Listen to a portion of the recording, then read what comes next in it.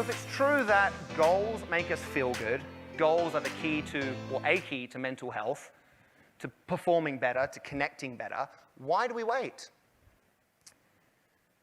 Why do we wait? We all have stories like this, I'm sure, but it's a very common narrative to hear of someone who almost loses their life, someone who loses someone close to them, someone who gets through a really hard relationship breakup or a professional transition, let's say. And if those people come through to the other side with the right attitude and the ability to take action, they're the ones that go and climb a mountain or write a book or start a company or say, I love you, or learn to play ukulele, or to say, I'm sorry. Why do we wait for that moment? I've got a friend in the US, his name's Tal, T-A-L. He's a flight attendant. And at the age of 32 years old, he was diagnosed with a very late stage cancer and given 6 months to live. And the doctor said, there's nothing we can do for you. You just have to say your goodbyes.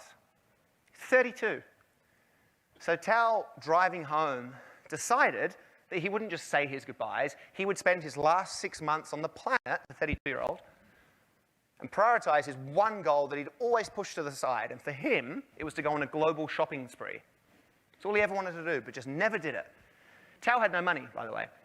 So instead of going directly home, he went to 4 different banks and got 4 different credit cards, which he got really quickly, and then he took off on a global shopping spree for the last 6 months of his life. He went everywhere. He went around the world. Paris, Tokyo, Milan, Sydney, everywhere. New York, buying hats and shoes and watches and socks and whatever else, cummerbunds. In his last 6 months, Tal accumulated a debt of $90,000 US. And do you think he regrets it? No, of course not. And you know the end of the story. Tal survived. Yeah. Healthier than he's ever been. He's in his 60s and is in huge debt. But equally, he's fantastically well dressed at every event. And when I said to him, do you regret that? It was very funny. I said, do you regret that? And without missing a beat, he said, no. The moment I was told my life was in jeopardy was the first moment I actually gave myself permission to live properly. An interesting thought. What is it about these dark moments that offer such a profound opportunity for change? I would argue that adversity gives us perspective. As individuals, as families, as companies, organizations, as humans. COVID, a relationship breakdown, whatever it might be, losing someone, being diagnosed, these are all opportunities to take action.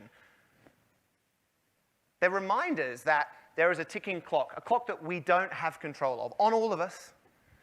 And although we don't have control of how much time we have left, we are in control of what we do with the time that we have right now. And that's really interesting. I think it poses a lot of macro questions. How do I want to live my one and only life? How do I want to show up? How do I want to connect? What kind of friend, partner do I want to be? How do I want to really apply myself in the workplace? Do you almost have to die to consider this? No. Tal gave himself permission, a split-second decision to think about ourselves. Permission, we can all do that. To take a step back, pause, which we're allowed to do, and just reflect. How did we get to here? We can't change any of this as individuals, as organizations. Can't change any of it, but it's good to know how. What's happened to get us to this point? And now we're here. How are we doing? How are we doing right now?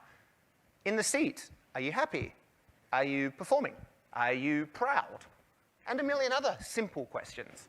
And if you keep going in this direction, will it take you to a place where you are feeling good, where you get to achieve that goal, the thing that's important to you, in and out of the workplace? And if the answer is yes, that's great, obviously. Go back in, press play, and enjoy that. But if whilst you're pausing and reflecting and now you're realizing, actually, that's not going to get me to the place, that's not going to allow me to do that thing that I'm really jazzed about, well, change has to occur. And that has to occur now. And it's a beautiful thing. An opportunity to reimagine an alternative path forward. Change is inevitable. The best part is we get to create it.